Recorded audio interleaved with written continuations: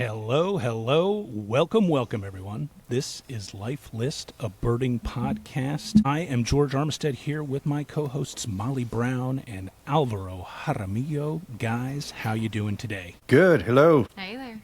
Another good day. So, I got to ask you guys straight out of the gate. What do you think is the best birding movie ever? Go, Molly. Definitely The Big Year, right? What do you think, Nostradamus? Listers. Yes. Hell yeah. I think that's the right answer. I'm going to go with Alvaro on this one. Molly definitely took the bait.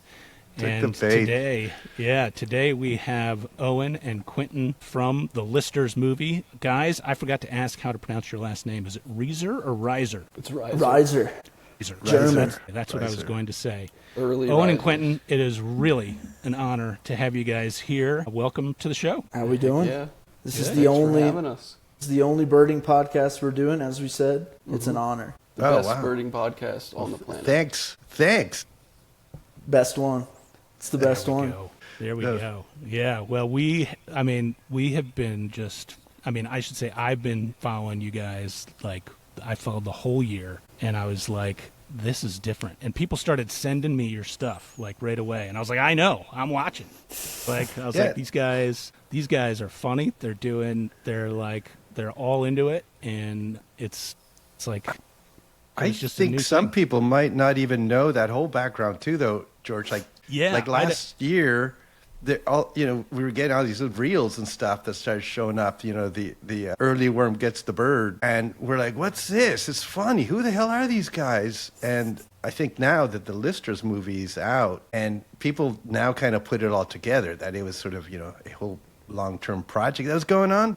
I think a lot of us just sort of like, "What the heck is this? This is funny." And it's like, and the movie's funny too. Hella Thanks, funny. guys. Yeah, the short form stuff is a good way to funnel people to like a longer form piece of content too, and that helps for sure. But yeah, those are fun. Just editing those like in the van, just like Final Cut Pro in the van, just grinding it out. But yeah, it's a good time. Yeah. Did you do you still have the van? I was going to ask, where's that Kia Sedona? Yeah, Quentin's got the Kia Sedona. It's all his. 2010 Kia Sedona. I think we put like 50,000 miles on it or something. Yeah. Quentin can drive like a maniac, so. I offended Quentin because he's he's popping back in. There we go. He's back. I'm so sorry. No, it's like I was just we were talking about you. And your vehicle. Are killing The my Kia internet Sedona, right now. dude. Yeah. So, I mean, here's what I want to say about the movie. Like, I had no idea that you guys mentioned you were going to make something, but then it kind of came out of the blue, like, on YouTube, Listers, a glimpse into extreme bird watching. And people were like, a day after, were like, already everybody's watching this thing. And they're like, you got to see this. Everybody's got to see this. And immediately you had birders from all over the place that I'm in connection with and stuff saying, this is the movie we've always wanted about birding. And that nobody was able to kind of put it together or even dream of it. And I thought, like, that's a huge accomplishment, guys. Like, this is actually, for a lot of us, this is our whole, I mean, it's sad, but it's our whole life. These birds. And talking about birds and showing people birds. But you made something that had made fun of us. It also was funny. It taught people stuff. And it wasn't, to my mind, it was respectful of the entire situation because we know it's crazy, right? We kind of know it's crazy. It is. We have to defend some of our behaviors it's sometimes. Crazy. It's definitely crazy. It is. And it was just a great bit of journalism. Like, I mean, it's like just documenting all this stuff. I'm really impressed. Like, I really liked it. I've yet to see anybody that I respect say it was not a great film. I mean, you guys should be super proud. Well, thank you. I mean, it means a lot. We definitely saw that stuff with birders as we got to know them and got into birding. At first, we saw that they were crazy. You guys are crazy. We're crazy now. But they're a passionate group. Like, they're extremely passionate about birds, and like that's beautiful. That's what we found. I think the listing aspect is maybe not for everybody, but it was like a great intro to it. It was like a great way to get into it. And yeah, we saw that it was like, there's an opportunity to make fun of this a little bit, but it's also super cool. And, you know, it has to do with nature, the outdoors. It's all good. Like, it was ripe for opportunity, you know. At first, we didn't plan to make a movie. We thought we would just be making some short videos and shooting the shit in the van, and then it just kind of kept spiraling and grew into this. I think I it's was curious about that. Sorry, go ahead, Molly. That's all right. Yeah, well, first off, I've been telling folks that we're recording with the Reiser brothers. I don't know if you go by that, but I realize it sounds like Coen brothers in my head or something. The producer brothers. But yeah, I was curious if you had set out to do a documentary, and I thought maybe you wanted to do a documentary and you found that this was a topic that you could do it about, or vice versa, because it sure looks like you knew what you were doing when you put it together at the end.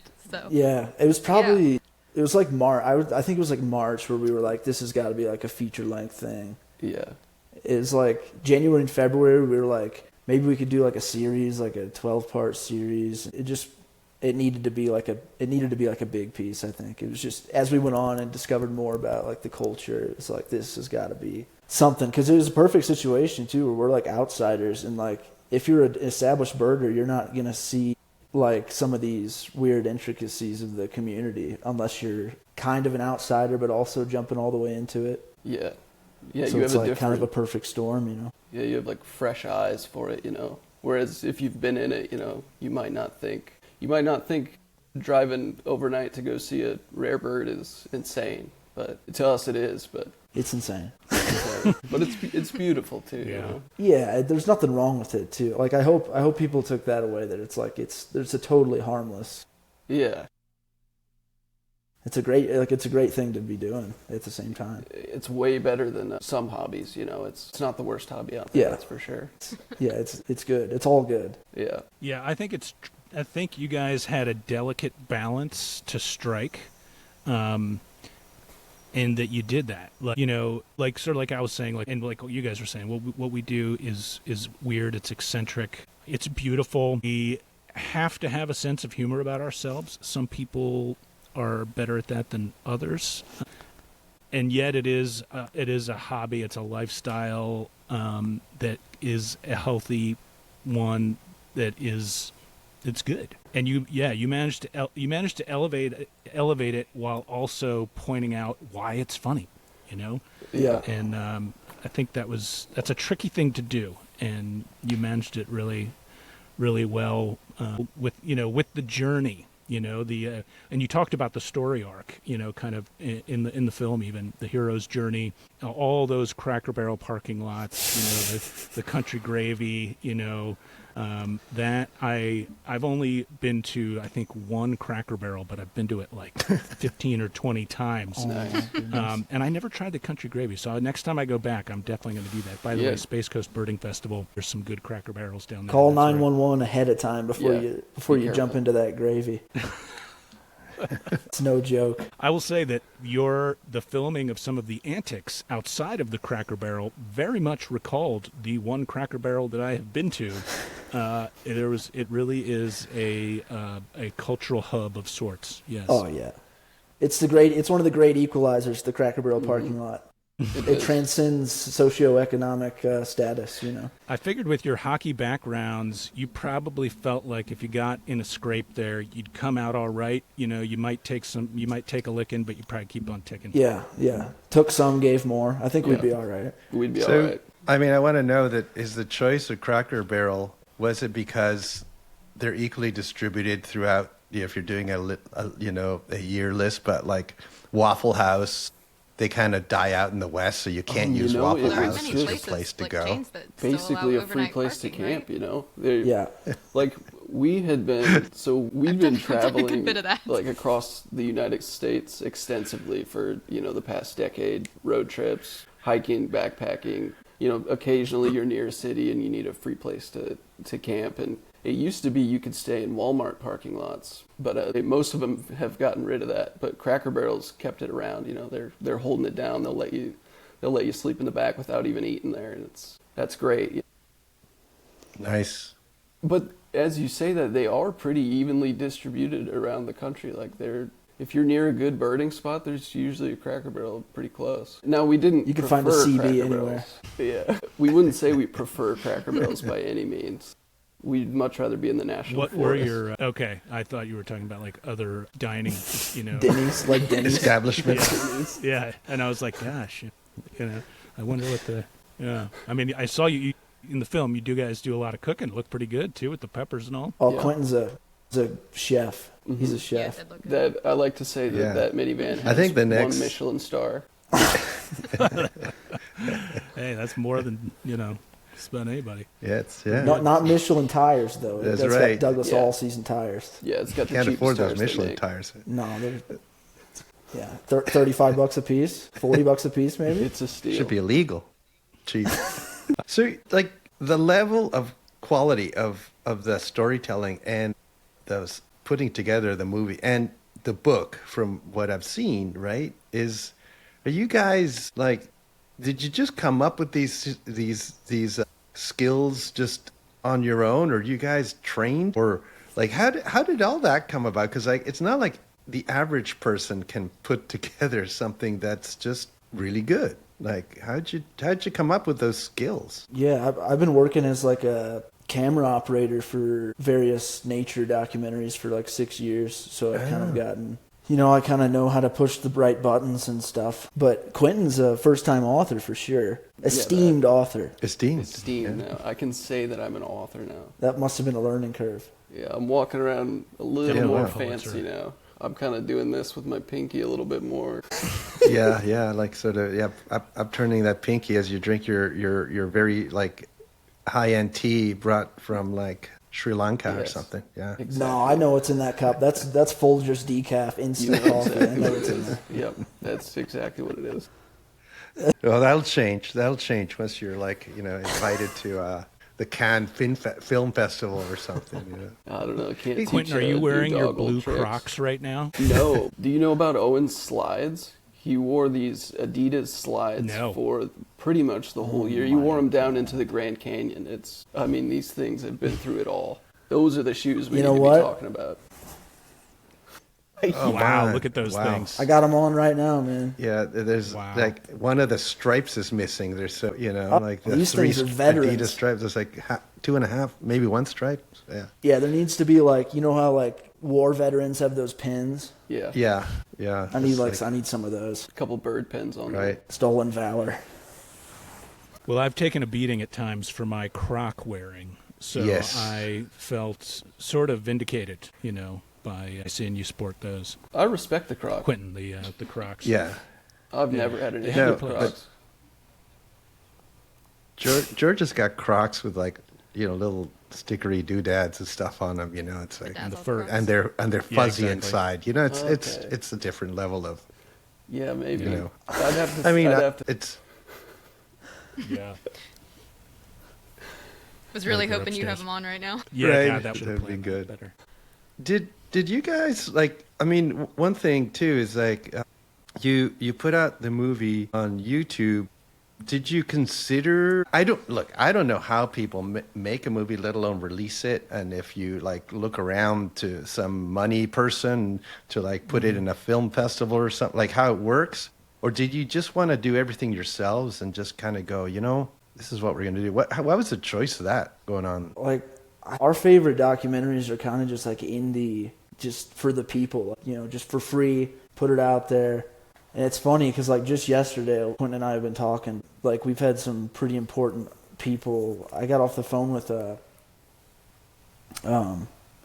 production company, and Scarlett Johansson had seen part of the film, What? the actress lady. Scarjo. Wow. Did she see my part? I don't know. I'll have to ask. But like, there was some conversations about like, I don't know. There was just some tough conversations. Right, that, like, right. if we could get it on a streaming platform, I'm very confident in that. And like, it's tough though, because then we'd have to take it down. Or we'd have to take it down like now if we wanted to do that. And I think we don't want to do that. I think we just want this to be for the people. It's just kind of like, we're just kind of done fiddling with it, if that makes sense. Yeah, We just kind of want to be yeah. done with it. No, it's well, last I checked, like it's 300,000 views or something. That's insane. I mean, it deserves more views, but I'm like, so quickly, and everybody in the birding community is talking about it, like I said, but my son's like 21 years old, and his friends who are, they're like, sports dudes and whatever. They're not in the bird thing. They're, just got out of college, and they said, your dad's in a movie. He's like, and they've seen it, and I think it's so weird that it's transcended like to the non-birding public in a way that I think it will actually increase the number of people that are going to be birding. Like, you will have this impact on our entire community, which I think is going to be positive. I think more people that do this, the better. And especially if they don't necessarily have to do the listing bit, they can just like go and enjoy birds. Right. That's the key. But That it's would be wild. a huge takeaway for sure. That's like that'd be huge. We need more bird watchers, Yeah. Get Build more eyes birders. out there. Yeah, and I build think more you guys- birders. Yeah. Yeah. Yeah. And it's one of those things where like I've shot on a bunch of these very conservation focused documentaries, and like they hammer home like the stuff that people need to hear about, but you can't really it's hard to force feed that stuff. So it's like kind of fun to just have like a goofy, silly, we're just mostly dicking off for a year. Yeah. With undertones. of Hopefully that people stuff, can see that it's a good time, and Yeah. if that Okay, makes sense. so I have questions about before you actually started your big year. So you obviously knew about birding, and I guess this is where we kind of talk about, like here on the podcast and with each other, about how so many people are getting into birding. But you didn't just know about enjoying birds in your backyard. You had researched what a big year was and the whole like rare bird concept and listing and everything that goes into that. So like how did you go from being completely outside of the birding world to preparing yourselves for a big year? I'm having trouble hearing that. Did you guys not I can hearing start over. Molly? Yeah. Is it me? No. No, I can hear you. I can hear Okay, you. it's me. I'm sorry. No, it's okay. Yeah. Wait, So- internet sucks all over the world. The great equalizer. So my question was about what it was like to go from an outside perspective and not know anything about birding and get to the point where you were ready to start a big year on January 1st. Like what first got you interested, and how did you go from there to like being ready to go all cylinders on it? Well, it was Quentin's bong. Why don't you fill her in on the bong? Yeah, it was. It's as we said in the movie, that's actually how it started. I just was high one day and found the family's bird guidebook, the Golden Field Guide, the one with the blue cover. And we'd had it for years. Like we have several field guides around the house. And we had this insect one that we were real into. We're into bugs and nature in general, but we weren't like guys who knew a bunch of species, and we weren't scientists, but we were interested in it. And Definitely not. I was high one day, and I was flipping through the book, and I was just looking at all these images, and I was like, these are all in the United States. Like there's cardinals, I know that. Like there's a bald eagle. Like there's no way there's all these other birds out there. And The rest are chickadees. Yeah. the rest are chickadees. I had just quit my job. I was doing computer programming, and I'd quit that job, and like we're kind of just like looking for something else to do. And I did a little bit of research and heard about this thing called the Big Year through, not even through that movie, the movie that you mentioned earlier, like the big Hollywood movie. I think we had seen. We've never that, even like, seen that movie. Like we don't. Yeah. I had seen portions of it like back when it came out, and I remember thinking like, this is ridiculous, and not really thinking much of it.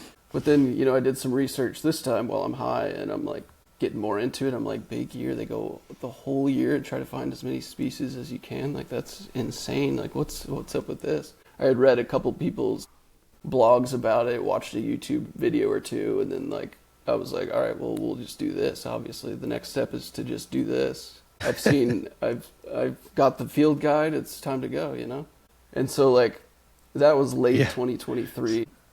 So I picked up a camera, and we just started going to like local parks and finding a few birds here and there to get our touches in. We just got a little bit of practice, and we just decided we'd do it. I like Google searched states with the most birds, and it was like Florida, Texas, Arizona, California. So that was basically our planning. We were like, well, yeah, we'll just go to all those places and we'll find all the birds. It should be easy. we didn't really know about eBird or Merlin. We picked those up like at the start of the year, and we found out about the maps, and it's more of like a scavenger hunt. Like people told us it was like Pokemon Go, Right. if you'd ever heard of that app, Yeah. which Yeah. we hadn't used, but we'd heard of it. It was kind of like a real life version of that. And honestly, we were just looking for a good reason to go on a road trip, because that's something that we were used to doing. We're used to traveling and living like bums out of a car or wherever, sleeping at people's couches, parking lots, the woods, fish hatcheries, whatever. Like that part of it, we had the advantage. Like we're seasoned pros at living like bums. And then we just decided to do it. We got our touches in, and then just got the van ready and headed out. It's pretty funny because, you followed a route that a lot of people who put a lot of research in would follow. Looked like, I was curious if you had looked at a previous big year road trip and modeled it after somebody else, because it looked like it was all very intentional. A previous big year, we kind of... Yeah, go ahead. I was going to say, I think we just we were just like, we'll do Florida and Texas because we wanted to get that out of the way before it was hot. Because we knew we were going to have no motels. Yeah. We're not paying to sit in a motel or hotel. So we were like, let's get that out of the way while it's decent weather down there.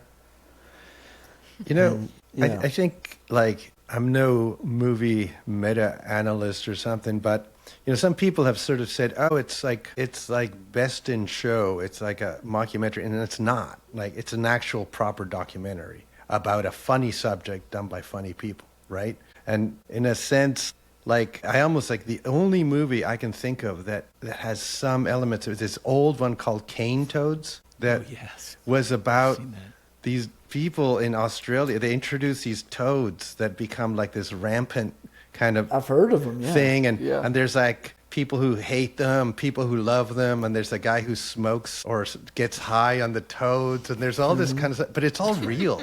It's actually real. Right, it's true. Yeah. It's true. Yeah. It's funny, but it's funny. It is true. Yeah. But it's a documentary about this crazy subject, and I think that's what I think it resonates with a lot of people.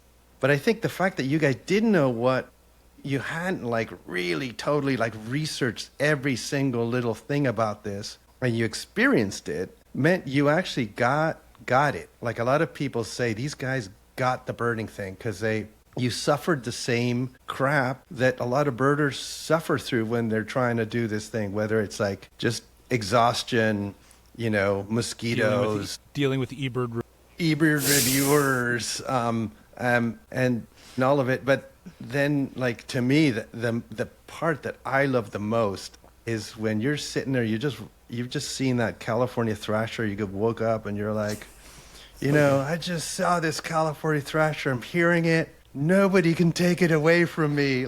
Not this guy, not Eber, not Cornell, not ABA, whatever. And the powerful part of it, it's funny, but the powerful part is that's true. That's the actual essence of birding. It's you, the bird, and you look at each other, you see each other, you interact, and that is a moment in the world that can't be replicated exactly the same. It may not happen again exactly the same, and nobody can take away from you that one time. And it could be the same cardinal in your backyard that you look at it and you go, oh, crap, look at it. Oh, man, look, it's doing something crazy. And you almost want to tell somebody else about it. And nobody can take away that deal. It's like catching a fish, same kind of feeling. I don't know. It's just a really unique thing. And I think you captured it in your own crazy, rant. The Montezuma quail sequence, I think, was also similar to that, where you guys were I wanted to see this thing, but holy shit, there it is. And it actually looks it is amazing looking. Look at this thing. Yeah. It's crazy. It's like a cartoon incredible. character. It's a cartoon character. It's it's like an alien or something. Yeah. It's dressed, it's like a little, it's royalty, incredible. It's like a little prince or something. It's nuts. And a cool name too, Yeah. Did you have any subjects that you guys, where you had moments like that and you were God damn, that was awesome, and we got nothing on, where you were realized it was right there, but. And we didn't film it or maybe. Yeah. It was mostly, we filmed so much. We filmed so much, and we weren't too anxious There's about so that. much that nobody's seen.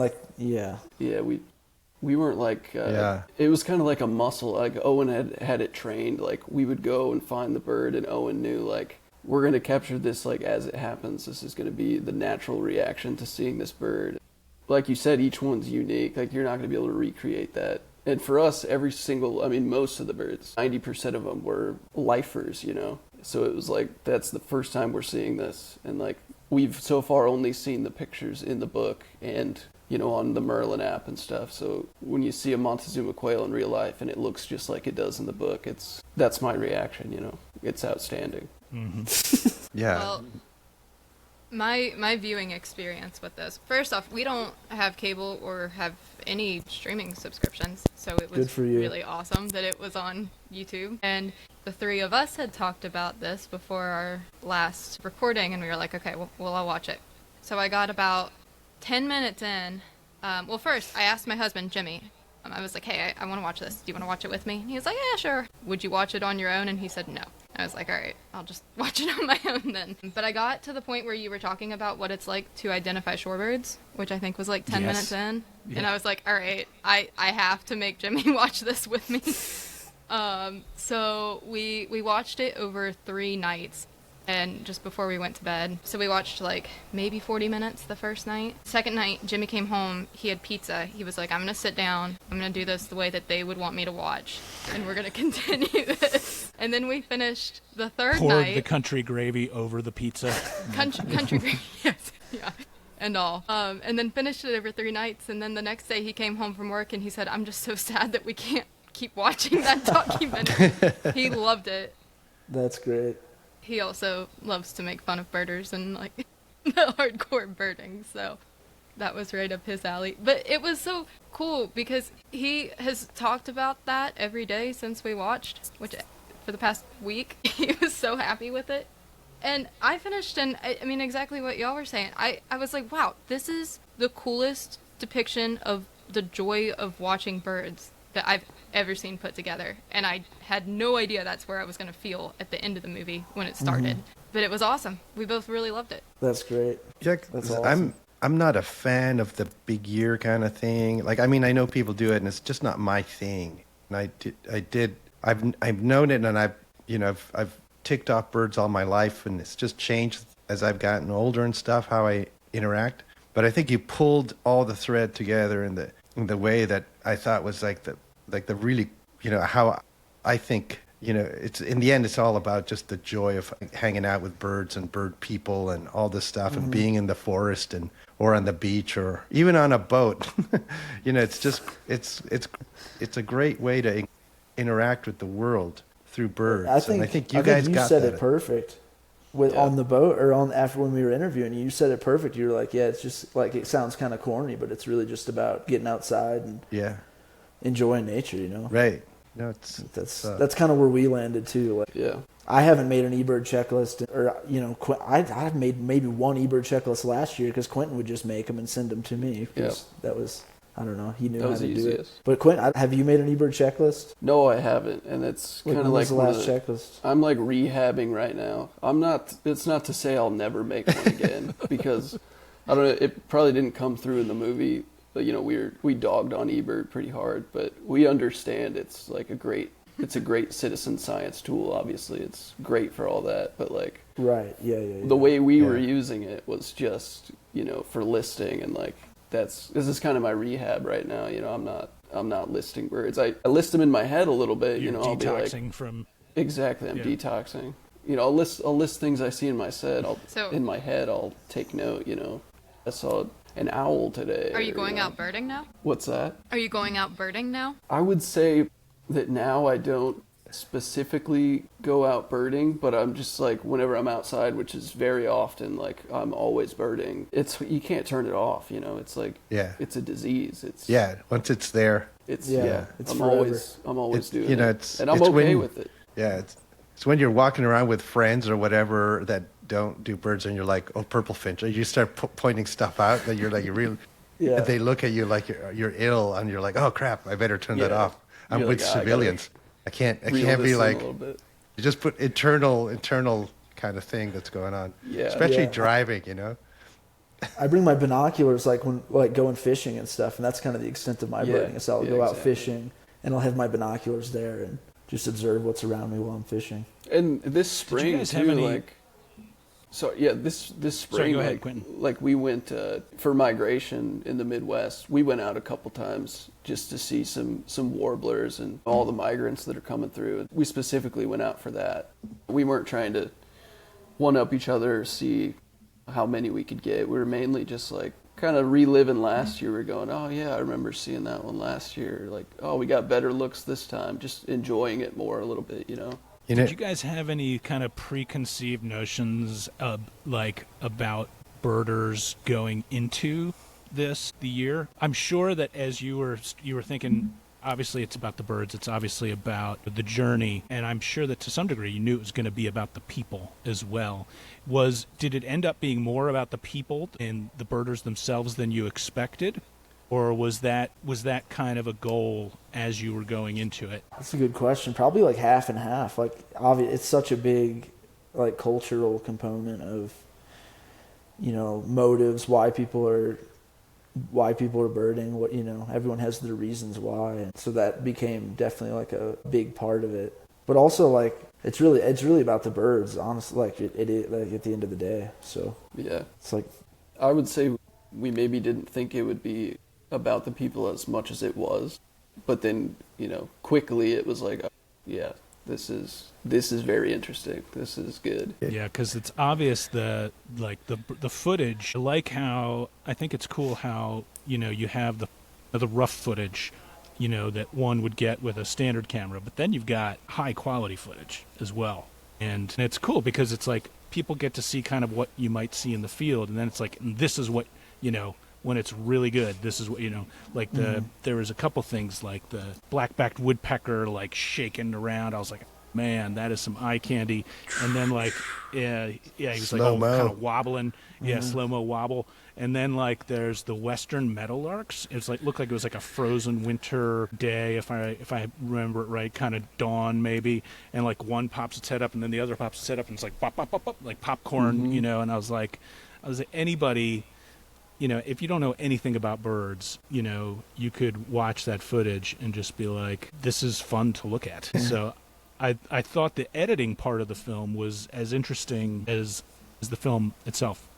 Yeah.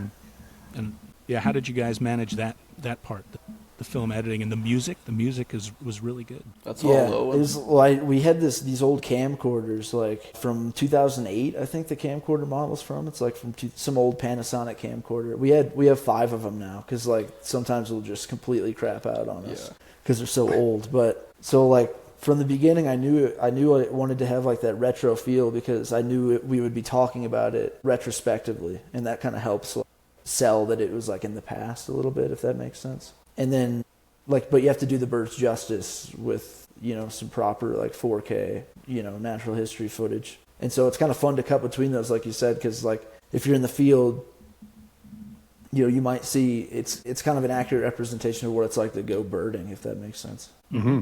Because it's like, it's almost like raising your binoculars up, you know. Yeah, it worked, and people, like, were saying, yeah, it was like, you know how you just see the dot, then you put the binoculars up, and then you get that super view. So it's like, it's. Have you guys seen the documentary The Birders with like Diego and Keith Ledzinski? Mm-hmm. Yes. Yeah, in Colombia. Yeah, it's yeah. really good. Yeah. I think they did a great job of like that's I've never been down there, but it seems like that might be like a pretty realistic representation of what you might see. Like, nothing was like over sensationalized or Right. No, like it is good. Yeah. It's very it felt good. like you were going birding with them, you know. Mm-hmm.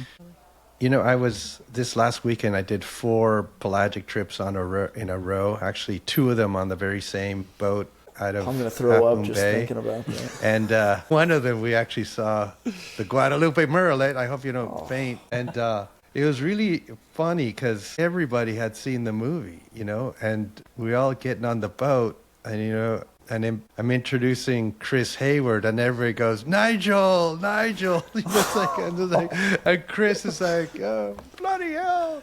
And we're going to make him a shirt. I'm not Nigel, I'm Chris. But That's he so loves funny. it. Like, he's become like a character. I mean, like, people are good. almost want to, like, see it happen live. Chris pointing out clock directions for 10 hours straight. It's like, it's funny, and it's he's a good sense of humor and all that. But like that level of resonance to me is like the fact that you go on a boat trip and everybody's seen the movie. Like, I mean, it'd only been out for like a 10 days, week, I don't know. It's really interesting. Like, it's like a cultural shift or some you hit it right at the right time with the right art. It's just like something really kind of, I've never seen it, something like this quite. Like, we've talked about other movies about birders stuff. They've not like been so, like you said, for the people have seen these movies and have kind of like, gotten to, get into even the characters that in the movie. There's definitely been other birding films, right? But there has not been any with this much profanity or this many bongs lying around in the background. That seems to be the most of the response has been pretty positive, but most of the negatives are mostly just about our personalities, and that's fine. We can't change that. But. We were just being how we are. Was there anything? I guess like one thing that I wish, maybe slight regret, is the playback. I wish I was more clear that maybe like we didn't use playback for the last like 4 or 5 months of the year.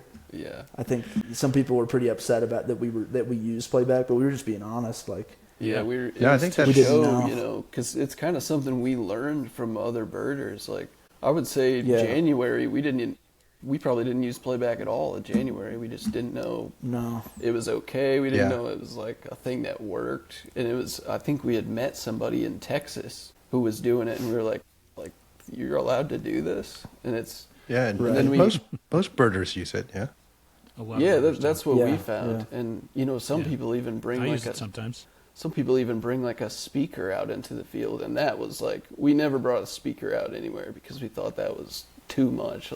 Yeah, we did use the aux cord in the van a couple times for that woodpecker. We did, yeah. The Sedona's got pretty good speakers, I'm guessing. Yeah, it does. Stock though, all stock, so it should be legal. But it's kind of an interesting it's definitely a controversy. People get fired up. It is. Yeah. It is a real hot button. What we've talked about, maybe dedicating an episode just to playback. You should. All of us are terrified. I think it was me who said, like, "Do we really want to do that?" I want to do it, but I'm prepared. Like, we would definitely get a lot of negative reaction, no matter what we said.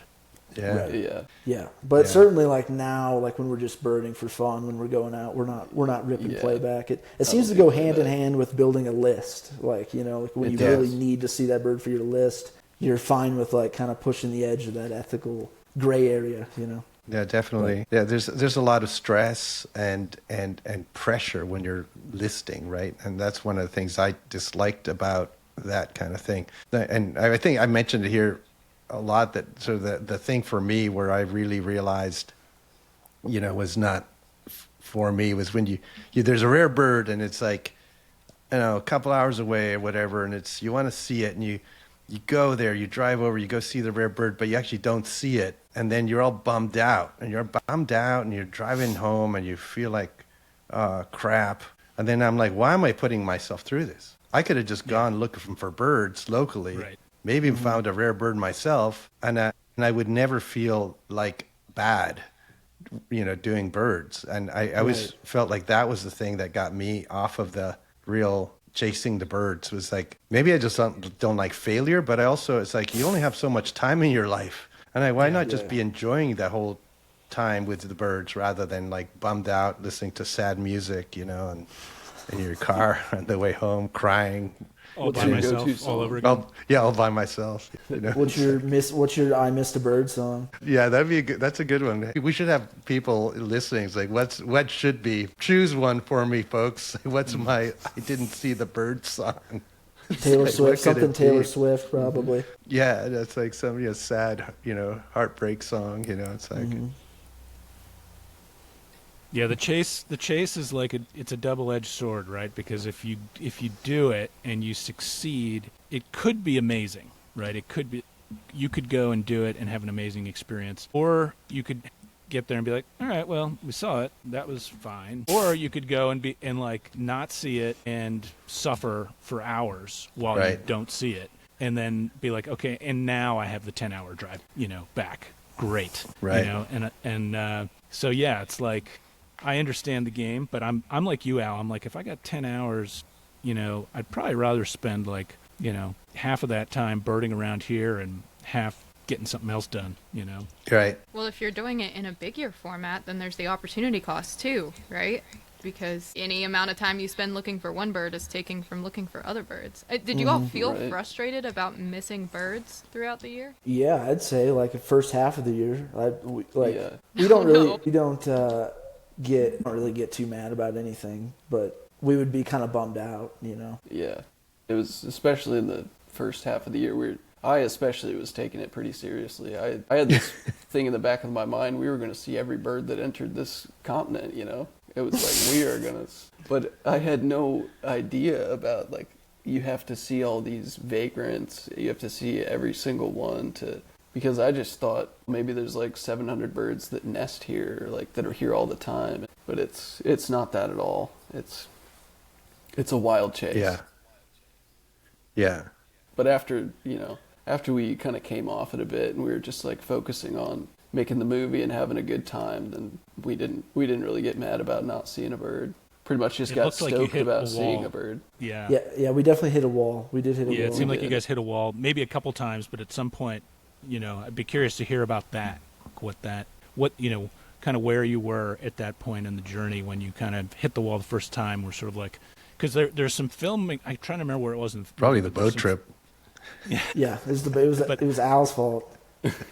There was definitely, like, Quentin's expression is definitely, like, exasperated at one or two points, which is, like, a very real part of, real part of it. Yeah. I mean, like, anytime you get sick on the road, that's, like, an extreme low point.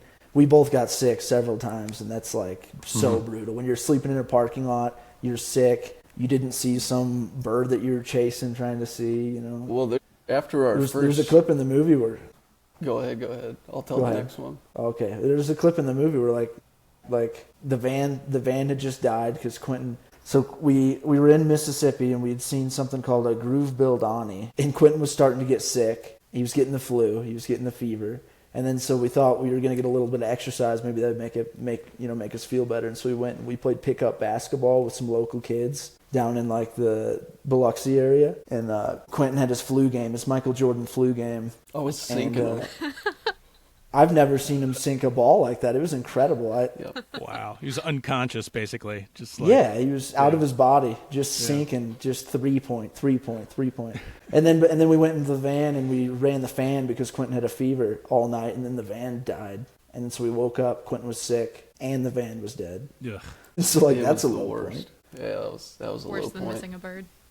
Yeah, but I'd we say did see so, the yeah. bird, so it's like pros and cons. Yeah, you know. we saw like the murders bird. there. It's still low. Yeah, we saw it. Another Yeah. one of the times Owen got sick, we were coming off our first trip on the Gulf in January and February to Florida and Texas, and we had been in contact with this guy in Louisiana because we were interested in this bird. I don't know if you've heard of it. It's called an ivory-billed woodpecker. It's allegedly extinct, and so we'd been in contact with this guy in Louisiana who said he had seen the bird 5 times, and we were going to go interview him Wow, and search with him. That's a lot of times. Exactly, yeah. So we were like, oh, nice, we'll go meet with this guy. Worst case, it's just a funny time. And we get there, and Owen's starting to get sick. Like, we show up, I think it was Monroe, Louisiana. We found a Cracker Barrel, and we were posting up there for the night. We were to meet him at a Circle K at 4 in the morning. We got there super late. It was probably 10, 11 p.m. to the Cracker Barrel. Owen's getting the flu. He's stricken with the flu. And so he decides it'd be a good idea to take a double dose of NyQuil and then sleep it off in the parking lot.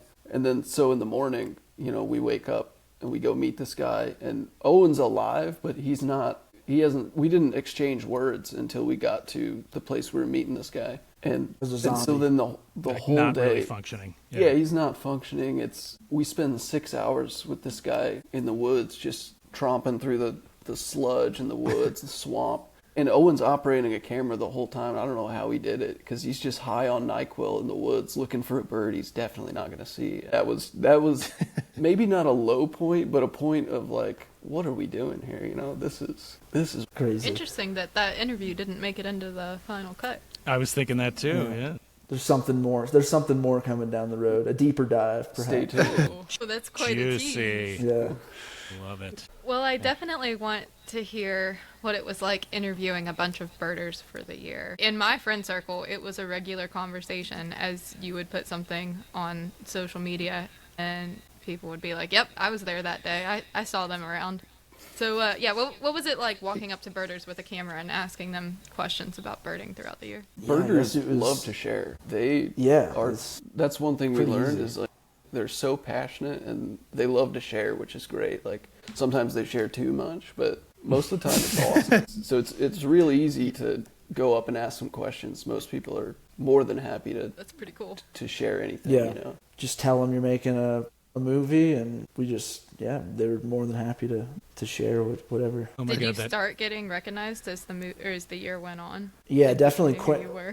Quentin definitely in birding spots. It was hurting us. It was helping us and hurting us, the social media Yeah. stuff, because it got us a bunch of access, and we got a sponsorship, and we got access to interviews because of it. But also it started hurting because we couldn't just be under the radar at the Yeah. birding Right. spots. Quentin is distinctive looking too. He's sort of Yeah. a swallowtail, Conspicuous. type or something. He's got a yeah. conspicuous Yeah. Conspicuous. hairdressing. Yeah, Yeah. you could probably measure his hair at different times and see if anything has been spliced into the movie Reading from a plumage. different period of time. And I think it's all true. It's all chronologically correct. You know, it's like. Hey, Yeah.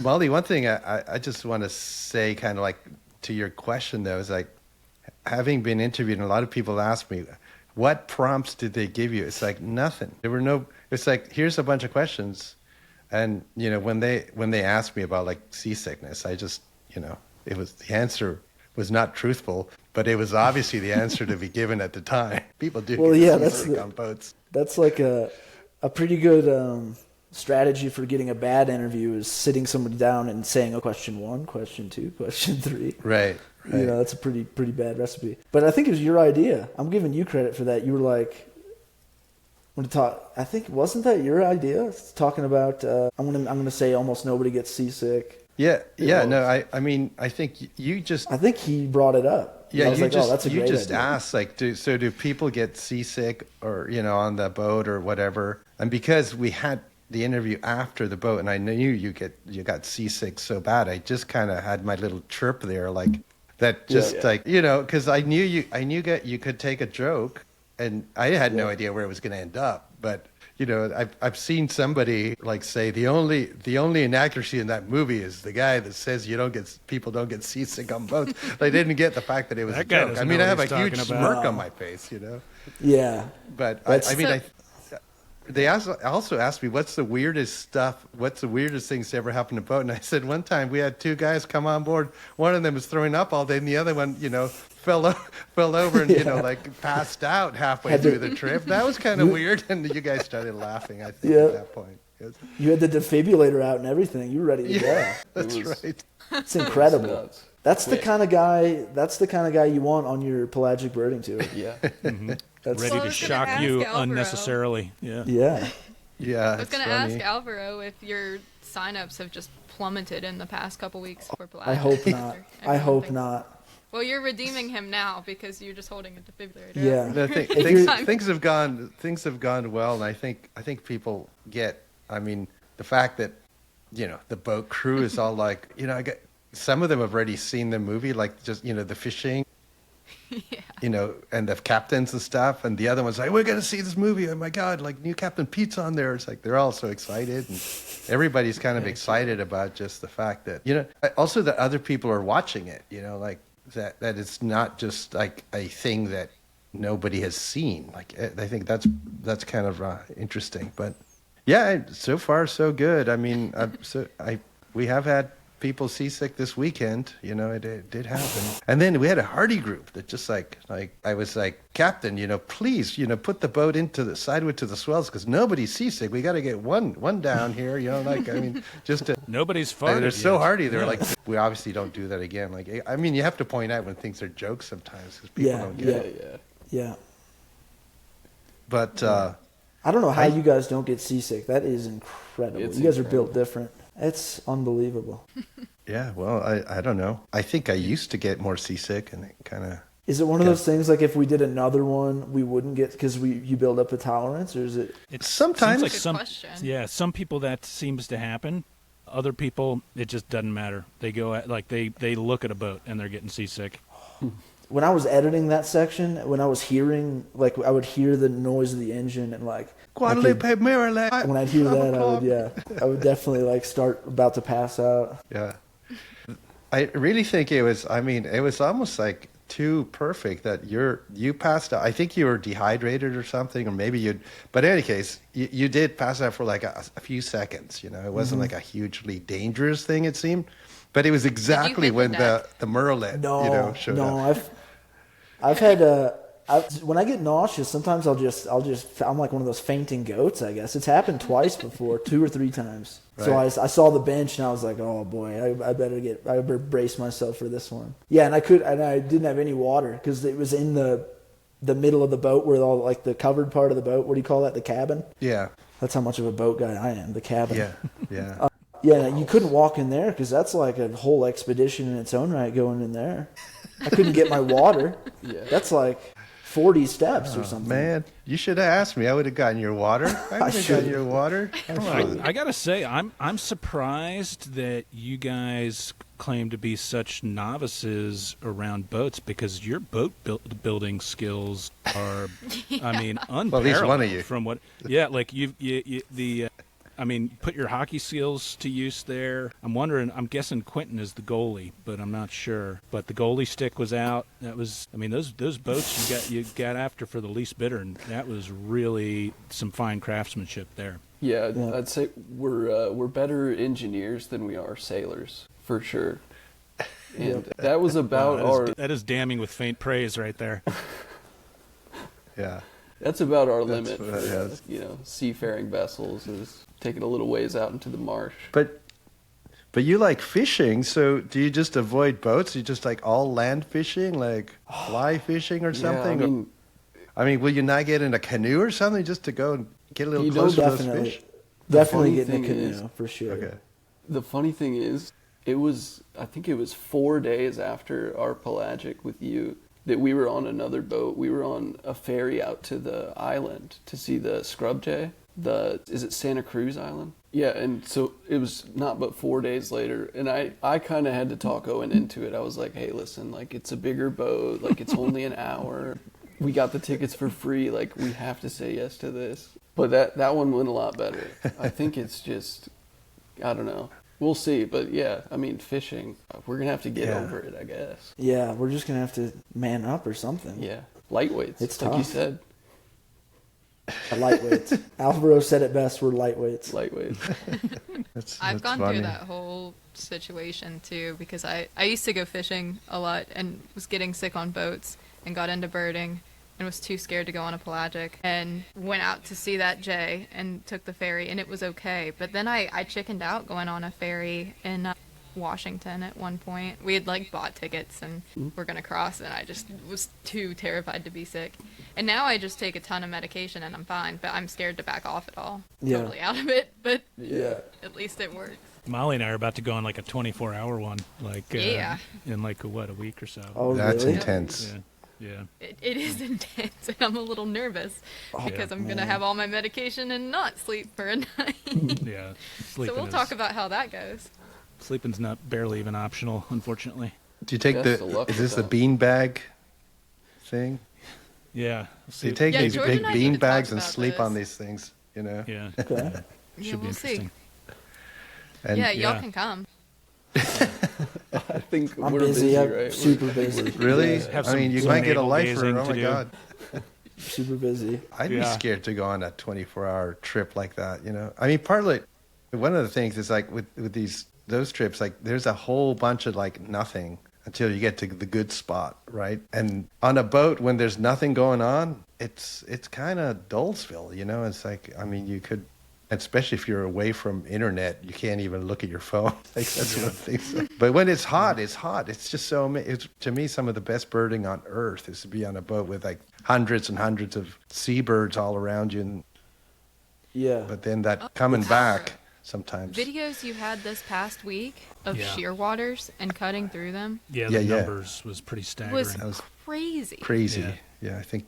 I Yeah, mean, we were like, you see that and you're like, I'll do anything to get out and see yeah, those kinds of numbers. 50,000 birds or something. Yeah, we That's don't have that on the wild. Atlantic very often. No. No. Not But as what much. if you guys were like, okay, now that you know more about birders and birding and yearless, are there like either places you would have liked to have gone to that you didn't, or people that you would have liked to interview that you couldn't, or that because just that kept coming up and it just didn't work out, or would you have think been it was nice. just you're totally satisfied? I'd say we're mostly satisfied. I mean, it would have been. I think it would have been cool to do an interview with Ken Kaufman. That would have been nice. Right. And I think we could have. It just didn't quite work out. But I think we're gonna hang out with him at the festival next year. So we had met him last Yeah. year, but we just didn't get a good interview with him. He was kind of Right. like our white whale, I guess. Right. And then Yeah. as far as like places, can you think of any places we didn't go to the northeast at all? yeah. But we don't really regret that, just because at that point we were. I'm trying to not take offense, but that's fine. No, it's Sorry, just because we George. were so worn down with like the whole, and we knew we'd have to sleep at Cracker Barrels up there, or it would be a struggle to find free camping. It's not like Yeah, public land and the place itself; it's more of like the struggle it would have been for us. Logistics. Yeah, yeah, more populated, like Yeah. harder Oh, to yeah. find camping. And I think we probably left like 20, 18 birds on the table maybe by not going up there. Yeah. 15, somewhere around there. You guys would know Yeah. better than us, but a handful of birds for sure. yeah. And we missed a lot again- of easy birds, like swallow-tailed kite.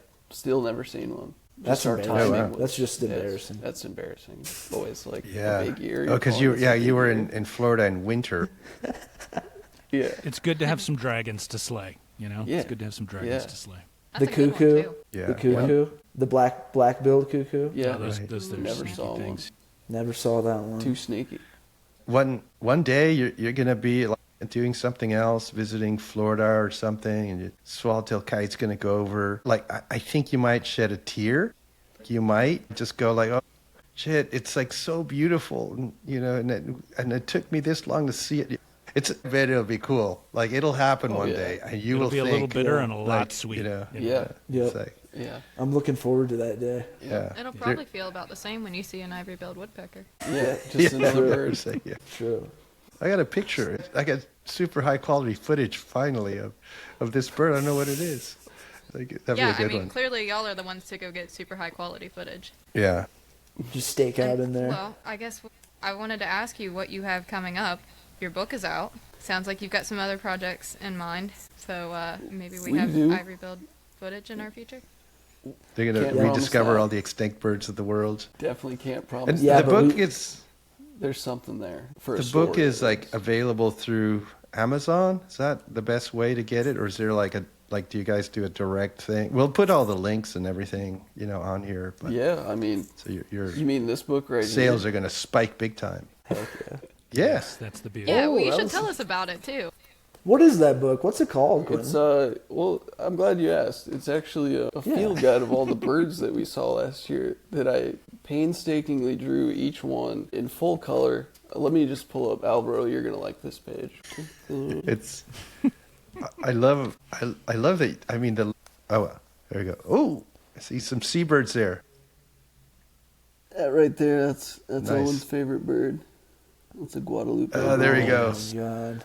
There Guadalupe it is. Merlet. Oh, But yeah, Fun, we dude. just we made this. It's like in the style of a field guide, but it's basically like the story of the year in the form of a field guide with a bunch of stuff that I think is funny in there. So some people think it's funny. Yeah, I'm and proud of it. it's got like it's got QR codes to get to the videos. Right? It does, yeah. Yep. There's So Owen. you can- Owen worked that in. It's interactive. What do you call it? Multimedia. It's funny, yeah. Do you have Buzzwords. any? Do you Yeah. have any scratch and sniff or anything on it? Because that would be like super. That would've been Like so think about it nice. for the next edition. You know, like I don't know. Yeah. I'll that's a let good you. idea. That's I'll a let good you idea. Write that figure out down. what smells you might want to put. Pine smell. That would be an easy one. Here's Spilled us. spilled black beans in the van. Yeah. Black beans in the van. Decaf coffee. Thai. Yeah, Wow. brake smell like going down a hill somewhere. Yeah. Oh yeah. Some Diesel brake from fluid, the some country boat. gravy. Some country gravy. Don't forget that country Cracker gravy. Barrel. Cracker Barrel. How lucky were we that Cracker Barrel was in the news too? But yeah, That's a the big logo win. thing. Yeah, Really the logo. dovetailed. Funny. Yeah. Just Cracker Barrels just all over the place. Yeah. People are Right. up in arms. We should about all that, buy too. like stock in that place. Like it's I'm- just from this interview alone, that people are gonna go eat there way more often. Yeah. Yeah. It is absolutely brilliant to do a story of a big year in a field guide as well. That's really cool. Yeah, I love At what that point idea. did you decide that you were doing that? It was when we were identifying a Chihuahuan meadowlark, because we had this this big thick guidebook. It was National Audubon Society's Birds of North America. It's like a big thick orange book, and we just lugged that around everywhere. And we'd seen on eBird there's this bird called a Chihuahuan meadowlark, and we're looking through the book and we're like, what? It's not even in here. Is this like the kids version or something? So we identified it through Merlin, and then it was during that whole thing with the, to separate a quiet bird, one of these meadowlarks, you have to count the number of white tail feathers on the thing. And so we're, it's like we're the FBI basically, drawing on this image we got, counting the tail feathers. And it was right then and there we were like, this would be funny if we just made our own field guide of all this, the way we saw it, and just work in, our stories, and then also some useful information as well. Like, if you read this book, you might learn something, but not Don't too overload much. it. Yeah, it's not overwhelming. It's like just enough learning. Yeah. Yeah. Yeah, just enough. Just a little bit. Yeah. It's Nice. yeah. That's I think when I started watching the movie. Kat, my wife, she's went to art college and all this stuff, and she's a real visual kind of person. She's not a real bird person. She's an outdoors kind of person, and I said, I want to watch this crazy movie. And then she's looking at it and she goes, this is really creative. This is like really well done. It's like appealing. It's visually like, and so the fact that you guys also took that and made the book, and also the, even the various animations that happen in the movie, it's like it doesn't take, rocket scientists to realize you guys are really creative folks. Like, I mean, I can just see that, when you're famous, like in a few years, like you're doing stuff with like Steven Spielberg and stuff or whatever. No, I'm just joking. But you do other projects that we'll be so proud of you that you picked our little weirdo set of people to talk about in your first project. That's like really cool. Because I just know you guys are going to do other good stuff. It's just clear. I mean, it's like, I have confidence in you. What? Thanks for Is there anything you want to share? We need that. Yeah, you hinted at some more footage that you might release at some point. Do you want to give any folks ideas about when that might be, or anything you have coming up, or are you sort of letting it percolate and just going to let it come out as it comes out? We're kind of workshopping, finishing out like a short film on the ivory-billed woodpecker. Kind of like I think we're talking about going down this winter and doing a bunch of proper interviews. We're not living out of a van, so we can do it up justice. And go search for some folks and kind of tell that story. It's kind of like a conservation story too, because it's a big failure. It's a big beautiful bird and it's gone. So there's like that element of it too. Yeah. Right. Nice. Well, at least some people don't think it's gone, right? That's part of the Exactly. UFO kind of Bigfoot. There's some good conspiracy stuff in there too. Oh yeah. There's definitely. I think that prior to the bird names issue, that came up last year, the year before, the ivory-billed woodpecker quote rediscovery was the biggest, most divisive thing to happen within birding / ornithology when that happened, and it remained like it's been 20 years since the kind of that particular incident. When they announced that it was rediscovered, and then everybody was like, nah, not really. Laura Bush was supposed to be the one that did it, but it started leaking out, and then they had to expedite it. Anyway, that'll be a fascinating, That'd be cool. really fascinating thing to follow. So we look forward to that. And folks, you say you guys plan on being at a bird festival or two? Yeah, we'll Yeah, I be think at the biggest week next year. hanging Nice. out up there. Really cool. Nice. All Well, right, folks, I have one last question for you. So, this is a podcast for folks in the birding world. You have a foot into the birding world, but you also have a foot in the world outside of birding. So, please tell us what the reaction has been like for folks who have no idea about birding that have seen the documentary. It's been overwhelming, I'd say, the amount of people who have reached out and said, I just downloaded Merlin, or I just bought a pair of binoculars, or I just dusted off my old, my grandma's old pair of binoculars, or a few messages that were, pretty sweet were like somebody saying, I used to go birdwatching with my grandma, like when I was a kid, and then I thought it was like not cool, and so I didn't do it for 20 years, and then I picked it up again. Like that's pretty cool. Yeah, to Yeah. that's cool That's to hear. awesome. Yeah. Just got to get out there. Yeah.